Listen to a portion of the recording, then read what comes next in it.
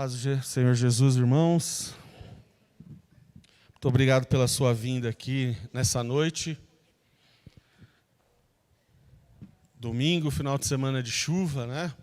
Isso às vezes nos inibe um pouco, mas graças a Deus pudemos ter essa disposição de estar aqui na casa do Senhor. Estou muito contente de estar aqui. Achei que eu não estaria aqui hoje. Eu acordei hoje pela manhã, vocês não vão conseguir perceber que estiver muito longe, mas estou com um lado aqui um pouco inchado. Acordei com isso daqui bem inchado mesmo pela manhã, por causa de uma inflamação aqui num tratamento que eu estou fazendo. E eu falei, meu Deus, logo hoje acordei assim, vai ser difícil falar. Mas graças a Deus, orei ao Senhor e foi baixando. E graças a Deus Ele nos permitiu estar aqui para juntos nós compartilharmos a palavra do Senhor. Último domingo do mês de janeiro, último dia da nossa série, Assim Diz o Senhor. O tema de hoje é Proclame. Na verdade, essa série ela é um pouco mais longa, ainda tem outros capítulos a respeito disso, né? Assim diz o Senhor, creia.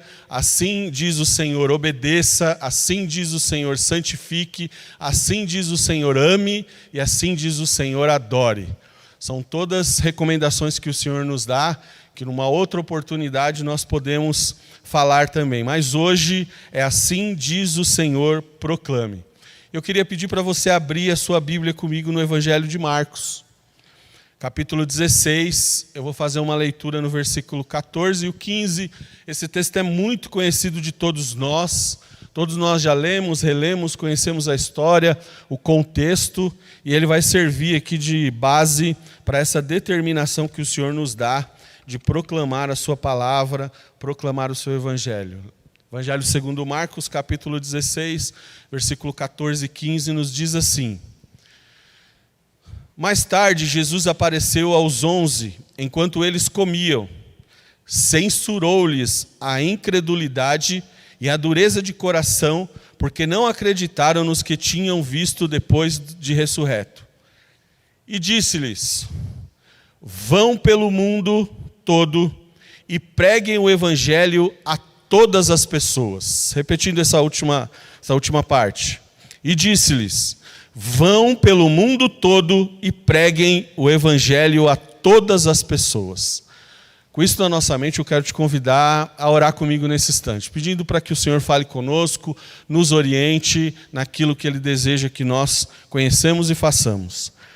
Pai amado e bendito Deus, nós te agradecemos a oportunidade de estar aqui na tua casa, para juntos celebrar o teu nome, Senhor, engrandecer a ti, que é digno de todo louvor, de toda a nossa adoração, Senhor.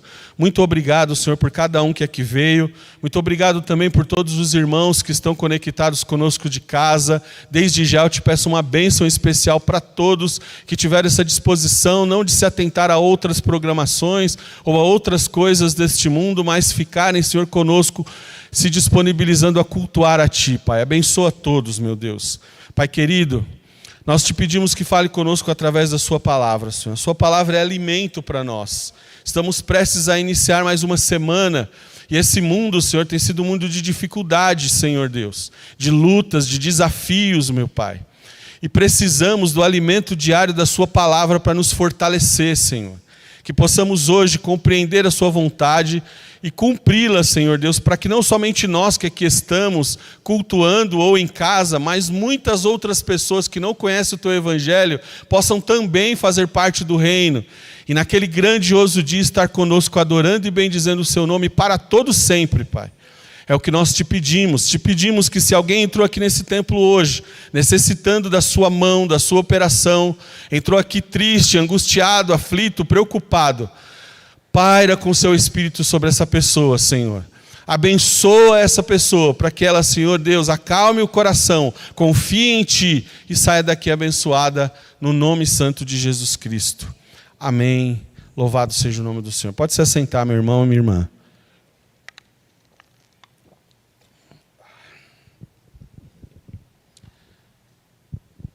Se existe uma das coisas que o ser humano tem mais dificuldade, nas probabilidades que sempre existem, é de dar boas notícias. Você deve ter ouvido a frase que diz assim, que notícia ruim corre rápido. parece que as coisas, as catástrofes, as coisas mais perigosas que acontecem no mundo, ou mais desastrosas no mundo, espalham-se muito mais rápido do que as boas notícias, do que as coisas boas. Mesmo sendo as notícias boas e as coisas boas, boas de se ouvir, de se saber, de se conhecer, parece que são as notícias ruins que tomam mais dimensão, que nos fazem mais se interessar pelas coisas. Quando a gente vê num noticiário que alguém foi bem sucedido, que aconteceu algo bom, isso chama a gente até atenção. Mas quando a gente vê no noticiário uma catástrofe, ou uma briga, ou alguma coisa assim, parece que isso dá muito mais manchete e muitas coisas assim acontecem. E nós fazemos isso de diversas formas, né? Quando nós passamos por algum lugar e vemos um acidente e a gente encontra um amigo, a gente já se lembra, aconteceu tal coisa lá, né? Quando acontece alguma coisa boa, a gente pode até se lembrar depois de contar, mas não é assim tão pragmático de se contar e de se falar, né? A proclamação das boas novas de salvação é a melhor notícia que a humanidade pode receber. Dentre todas as notícias boas que você pode dar para alguém, proclamar a salvação através do Evangelho é a melhor notícia. Por isso mesmo a Bíblia coloca essa notícia, essa proclamação como boas novas. Por que boas novas? São coisas boas, novidade de vida, transformação. E essa necessidade de se proclamar as boas novas não é um capricho humano ou um capricho sacerdotal. É um imperativo de Deus para todos os cristãos, indistintamente. Proclamar o Evangelho é um imperativo de Deus para todos os cristãos, indistintivamente. Todos aqueles que aceitam o Evangelho têm e devem ter no seu DNA de cristão o desejo, a vontade e a impulsão de Deus de proclamar isso para alguém, de contar isso para alguém, de falar da boa nova para alguém, para uma outra pessoa que precisa conhecer o Evangelho de Cristo e ter a sua vida transformada, e ter a sua vida mudada. Porque isso é algo que muda muito as vidas das pessoas. Eu conheço e conheci pessoas no decorrer da minha vida, que não é muito assim, mas pessoas que eram totalmente alienadas, que viviam perdidas, que faziam inúmeras coisas erradas, mas um dia conheceram o Evangelho de Cristo e a vida delas foi transformada. Eu conheço pessoas que viviam nos bares, gastando todo o dinheiro da família, se envolvendo em confusão, no meio de bebedices, e você olhava e via essa pessoa pela rua, que os filhos pegavam essa pessoa e levavam carregada para casa, passando vergonha na rua de todos aqueles que viam, e de repente, quando conheceu o Evangelho, é uma pessoa transformada, e que agora a gente olhava na rua e via, nossa, como mudou, não faz mais isso, porque o Evangelho, ele tem esse poder e essa capacidade de transformar vidas, mas ele só atinge as pessoas, ele só vai transformar as pessoas se ele for proclamado para as pessoas, se ele for dito para as pessoas. Tanto é que a Bíblia diz assim: como é que essas pessoas me conhecerão se ninguém falar? Como é que essas pessoas falarão se ninguém for enviado para falar? E em determinado trecho da palavra de Deus, Jesus diz assim: olha, a seara já é muito grande, os frutos já estão aí brilhando. Orai ao Senhor da seara para que levante muito mais trabalhadores. Tudo isso dá uma conotação de necessidade de proclamar o Evangelho e avisar as pessoas daquilo que eminentemente pode acontecer ou vai acontecer, para que elas possam se render a Cristo, para que elas possam conhecer o Evangelho e ter as suas vidas transformadas, assim como a sua foi um dia, ou assim como a sua está sendo nesse exato momento. As pessoas precisam entender e precisam conhecer isso, e isso só pode ser feito através de você, através de mim. Por isso mesmo, assim diz o Senhor, proclame. Mas talvez falar isso para você assim de forma direta, que você tem que proclamar, que isso é uma prerrogativa sua, talvez não faça você, talvez você ainda não tenha entendido qual é a total dimensão disso. E para que você entenda isso, eu gostaria que você acompanhasse comigo no livro de 2 Reis, no capítulo 7, do verso 3 ao 9, uma situação ocorrida com Israel, que vai nos ajudar a compreender um pouco mais a importância que existe em se proclamar o Evangelho, em se proclamar uma boa nova, em se proclamar uma novidade que aconteceu para alguém, que pode transformar a vida dela, e os efeitos que podem acontecer caso a gente não proclame esse Evangelho, caso a gente não proclame essa boa nova. Esse texto vai nos trazer alguns aspectos importantes a respeito da proclamação, vai nos ajudar a identificar que nós devemos proclamar as boas novas de salvação, que isso é um dever, e nós devemos fazer isso. Segundo, que nós devemos proclamar ele sem demora. E terceiro, vai nos ajudar a entender o resultado da proclamação. Qual é o milagre que acontece de forma factível, para que a gente possa entender isso. 2 Reis, capítulo 7, versículo 3 ao 9, nos conta a seguinte história, o seguinte relato. E eu vou pedir para você manter a sua Bíblia aberta aí, durante toda a pregação nesse pedaço aí de 2 Reis, capítulo 6 e o capítulo 7. Capítulo 7, 3, 9 diz assim: havia 4 leprosos junto à porta da cidade.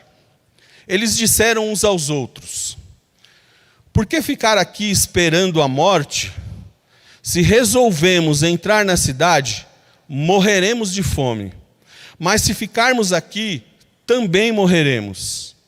Vamos, pois, ao acampamento dos arameus para nos render. Se eles nos pouparem, viveremos. Se nos matarem, morreremos. Ao anoitecer, eles foram ao acampamento dos arameus. Quando chegaram às imediações do acampamento, não havia ninguém ali, pois o Senhor tinha feito os arameus ouvirem o ruído de um grande exército com cavalos e carros de guerra. De modo que disseram uns aos outros: ouçam, o rei de Israel contratou os reis dos hititas e dos egípcios para nos atacar. Então, para salvar as suas vidas, fugiram ao anoitecer, abandonando tendas, cavalos e jumentos, deixando o acampamento como estava. Tendo chegado às imediações do acampamento, os leprosos entraram numa das tendas, comeram e beberam. Pegaram prata, ouro e roupas e saíram para esconder tudo. Depois voltaram e entraram noutra tenda. Pegaram o que quiseram e esconderam isso também. Então disseram uns aos outros: não estamos agindo certo. Este é um dia de boas notícias e não podemos ficar calados. Se esperarmos até o amanhecer, seremos castigados. Vamos imediatamente contar tudo no palácio do rei. Talvez esse texto que você leu nesse instante pareça um pouco sem conexão. Isso porque, para que a gente possa entender a grandeza e esses aspectos que o texto nos diz, a gente precisa compreender o que está acontecendo nesse exato momento. A gente precisa entender o contexto desse momento em que esses leprosos estão sendo beneficiados por uma ação divina de Deus lá no arraial dos arameus. O povo de Israel passava uma profunda fome. As coisas estavam profundamente difíceis para o povo de Israel. A fome assolava a toda a nação. Isso era tão grande que um dia o rei saiu até os muros da cidade. E quando o rei chega nos muros da cidade, uma mulher que está próximo dos muros grita para ele e diz: rei, socorro, socorro. O rei olha para ela meio indignado, meio com o sentido de o que é que eu posso fazer, e diz para ela assim: olha, se o Senhor não te ajudar, quem sou eu para poder te ajudar em alguma coisa? Mas tudo bem, me diz qual é o seu problema. Ela disse assim: eu preciso da sua ajuda, porque eu e a minha amiga que estamos aqui, nós estávamos com tanta fome que nós fizemos um pacto. Nós dissemos assim: hoje a gente vai matar o seu filho e vamos comer o seu filho. E aí, amanhã, a gente mata o meu filho e come ele para que a gente possa se alimentar. Só que eu matei o meu filho ontem, comi o meu filho, porque nós estávamos com fome, mas hoje chegou o dia dela e ela escondeu o filho dela. e não cumpriu aquilo que prometeu. Isso deixou o rei indignado por aquilo, não pelo negócio daquelas mulheres, mas porque ele estava vivenciando aquela situação. E imediatamente ele se indignou com o profeta do Senhor, chamou o mensageiro dele e disse para o mensageiro dele: vai até onde está Eliseu e arranca a cabeça dele, porque eu não sou mais rei se ele continuar com a cabeça dele sobre o pescoço, porque eu sei que essas coisas vêm por causa de Deus, por causa das coisas que ele faz. E Eliseu era um homem muito cheio do Espírito Santo, cheio de Deus.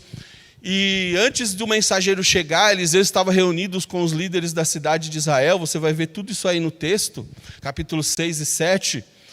E antes dele chegar, o Senhor já o avisou que vinha vindo um mensageiro para arrancar a cabeça dele. Ele disse: tranca a porta e não deixa ele entrar. E conversou ali com as pessoas e disse assim: o Senhor está vindo atrás dele, então deixa ele chegar na porta. Esse mensageiro chegou na porta, bateu na porta para falar com Eliseu.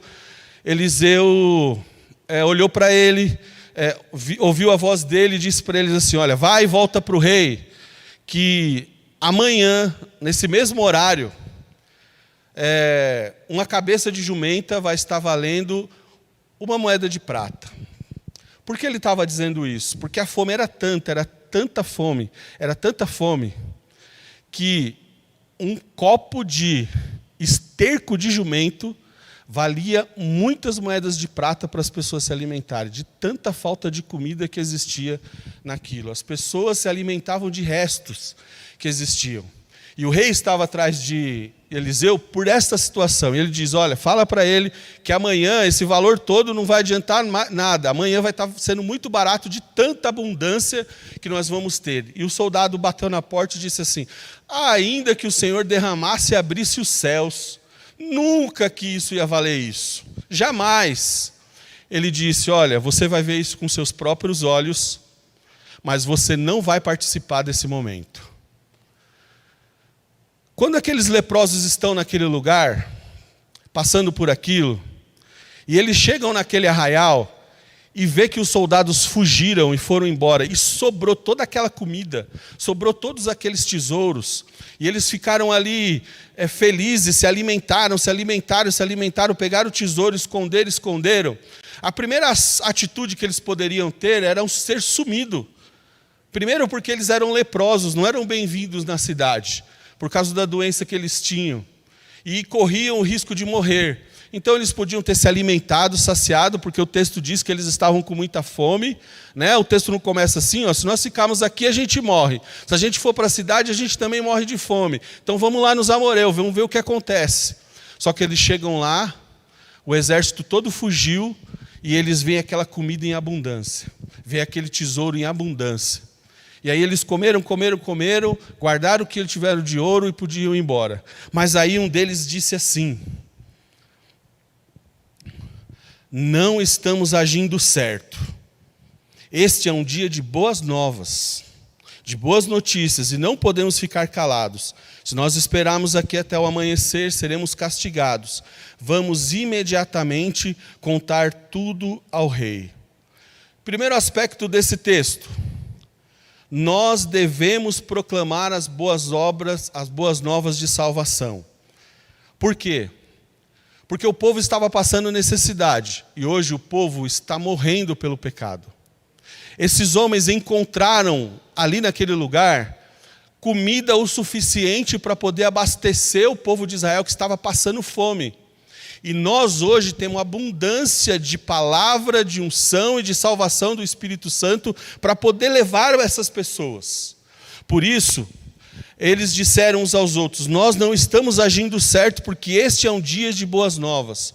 Quando nós não proclamamos o Evangelho, nós nos assemelhamos a esse tipo de atitude que eles poderiam ter. Nós não estaremos agindo certo, porque precisamos proclamar a boa nova.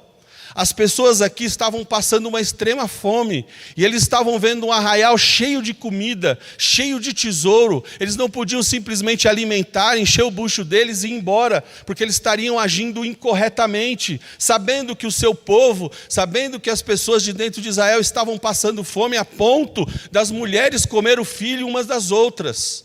Da mesma forma, nós, conhecendo o Evangelho que nós conhecemos, as boas novas de salvação que transformam as vidas das pessoas, as boas novas de salvação que transformaram as nossas vidas, que transformou a minha vida, eu estarei agindo mal e incorreto se eu não contar isso para as pessoas, para que elas também possam ser transformadas e mudadas.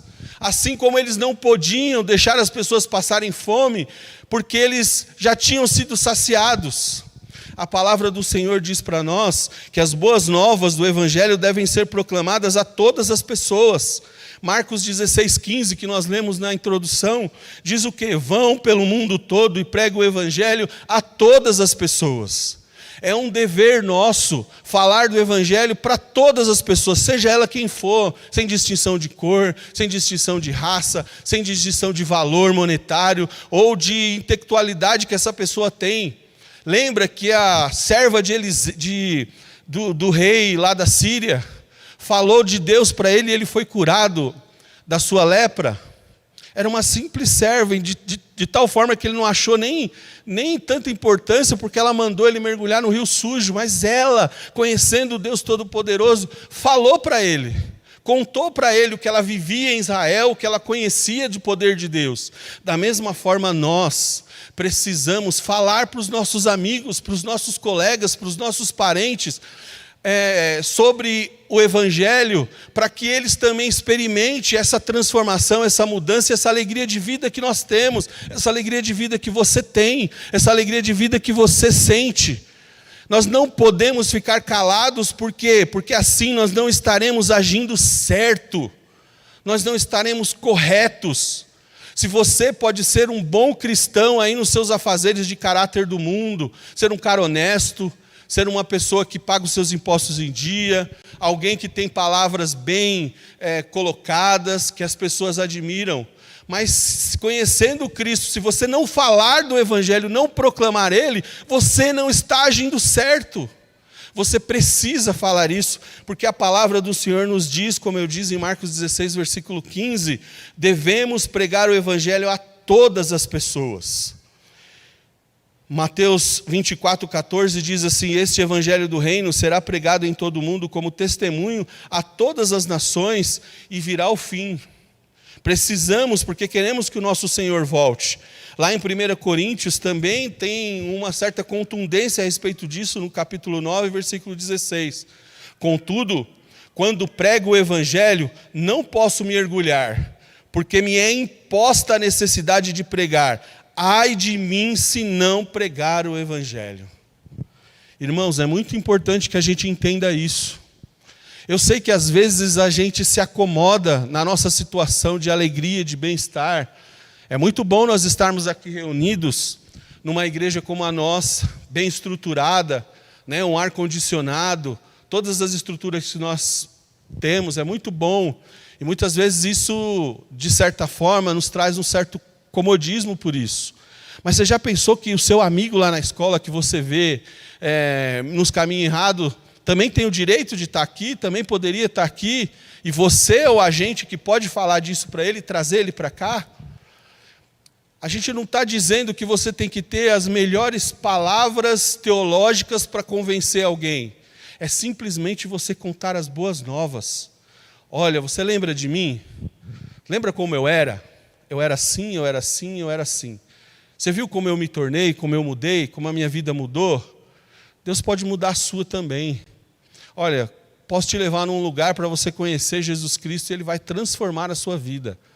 É simples, você precisa falar isso, precisa ter coragem de falar isso, sem ter vergonha do que as pessoas vão pensar de você depois, porque eu sei que as pessoas sentem assim, eu já senti isso também. Uma vez eu ia para a igreja, era adolescente, e na igreja que eu congregava, o culto dos jovens começava 1 hora antes do culto oficial da igreja, no domingo à tarde. O culto era domingo à noite, o culto era domingo à tarde. Começava às 17 horas o culto dos jovens, depois à tarde, depois às 6h15 começava o culto na igreja normal. E eu me troquei para ir para a igreja, feliz por tudo que eu estava passando na igreja. Eu tinha uma bíbliazinha bem pequenininha, assim, pequena, né? Porque normalmente, hoje está no celular, né? Mas naquela época a gente comprava umas biblinhas pequenas, assim, né? Para guardar. E eu me lembro que eu saí para chegar na igreja, da onde eu morava até a igreja, eu tinha que pegar um ônibus, dava mais ou menos 1h20, 1h30 até chegar na igreja. Na igreja que eu congregava era lá na Avenida Itaquera, eu morava em Ermelino Matarazzo. Então, para eu sair de casa e para lá, eu tinha que ir andando até o terminal aí Carvalho, pegar um ônibus lá, para quem conhece vai identificar, pegar o Serete, para o Serete me deixar lá na Avenida Itaquera para eu poder ir na igreja onde eu congregava. E quando eu saí, era de tarde, estava sol ainda. O culto começava às 5, eu tinha que sair umas 3h20, 3h30, estava sol ainda, bem sol. E quando eu virei a esquina, meus amigos estavam tudo jogando futebol na rua.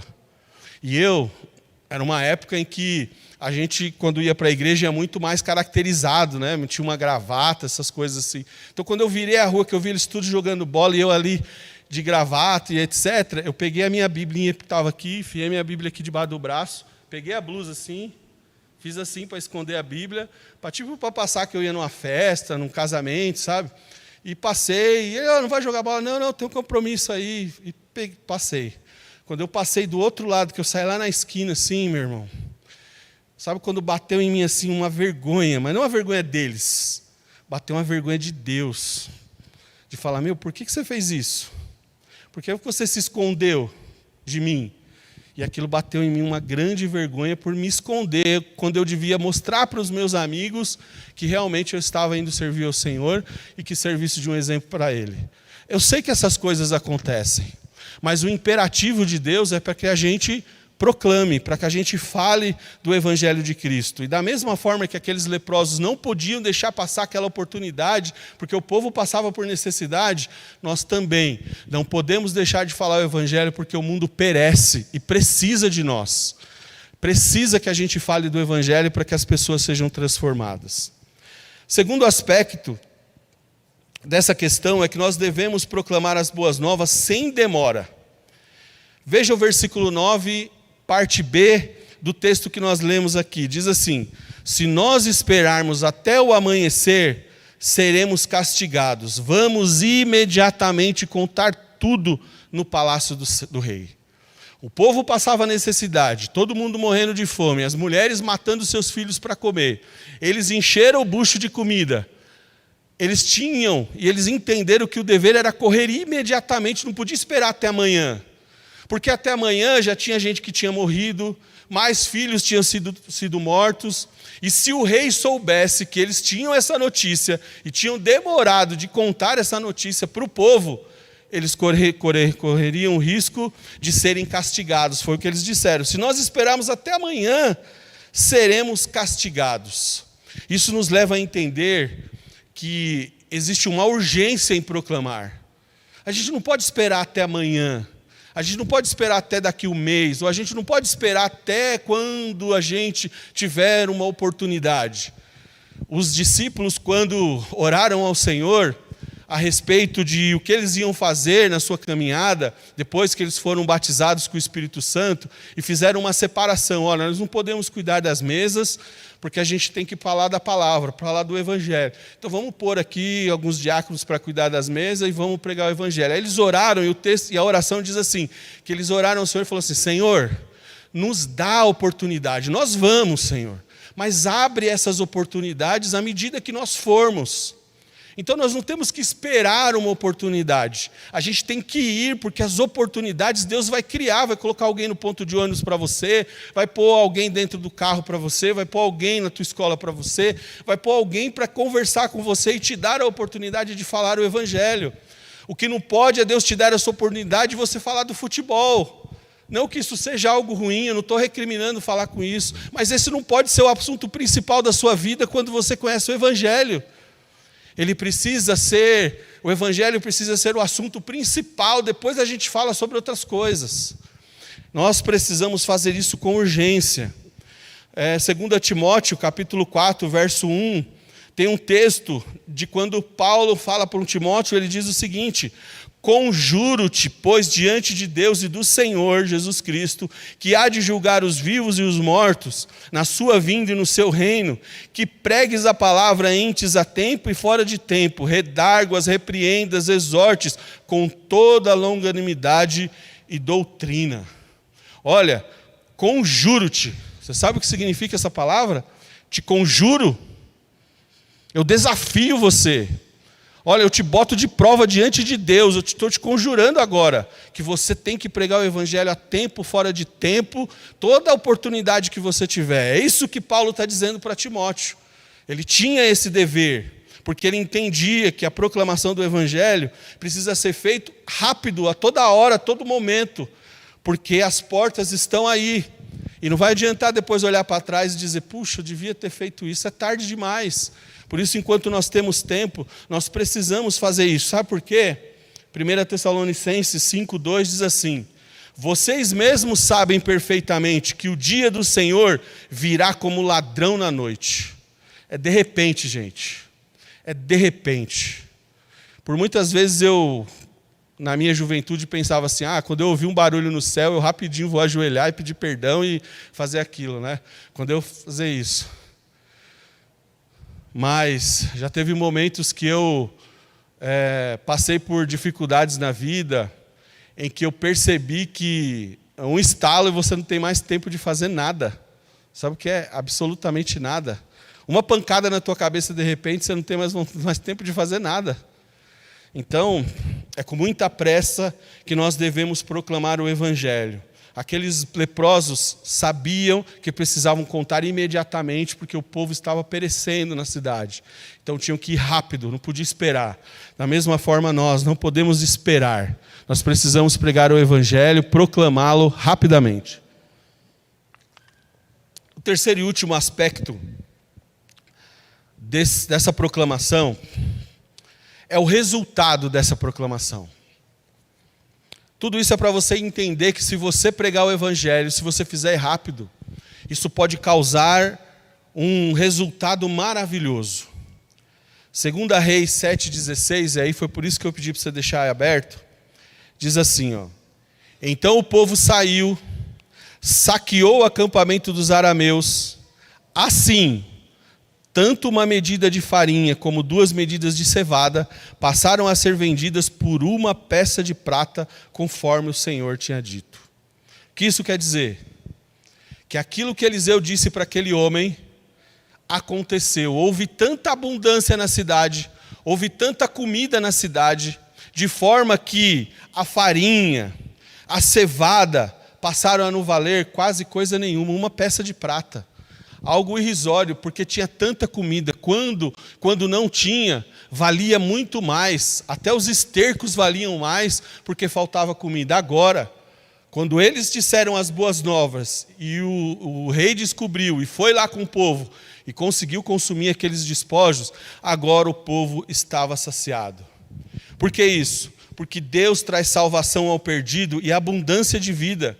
João 3,16, que é o texto que nós mais conhecemos, diz, porque Deus amou o mundo de tal maneira que deu o seu Filho unigênito, para que todo aquele que nele crê não pereça, mas tenha vida eterna. A vida muda, essa pessoa sai da perdição para a vida eterna.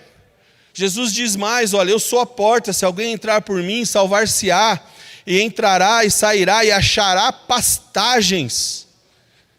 Achar pastagens é se saciar, achar comida, achar alimento. A linguagem aqui é figurada, mas é isso que ela quer dizer. Olha, quem vier a mim, que sou a porta, salvar-se-á e achará pastagens, achará lugar de abundância, achará alimentação. Diz mais o texto, o ladrão vem senão para roubar, matar e destruir, mas eu vim para que tenham vida e a tenham em abundância.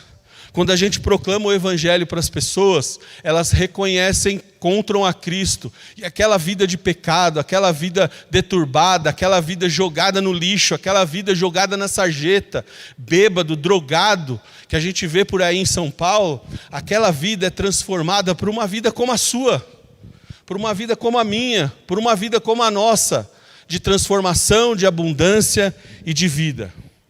Por isso, meu irmão e minha irmã, para concluir essa mensagem e para que nós possamos orar, você não pode deixar de proclamar as boas novas de salvação para as pessoas. Por isso assim diz o Senhor, proclame. Você não pode. Peça para Deus te dar as oportunidades. Peça para Deus te dar uma oportunidade com aquele amigo, com aquela amiga, com aquele chefe, com aquela pessoa que você encontra todo dia no ponto. Ele vai te dar uma oportunidade, vai deixar você entrar ali para falar a respeito dele.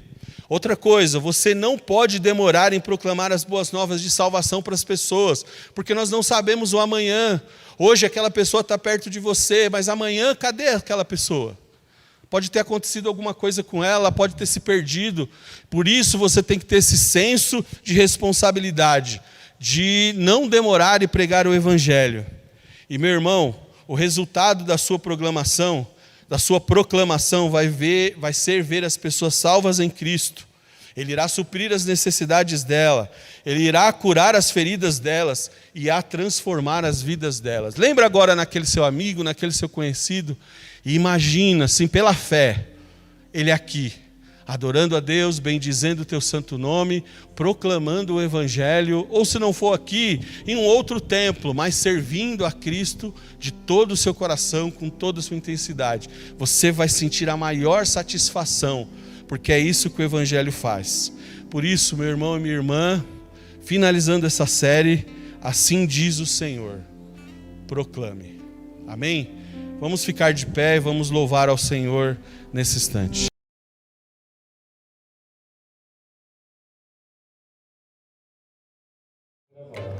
Olá, povo de Deus.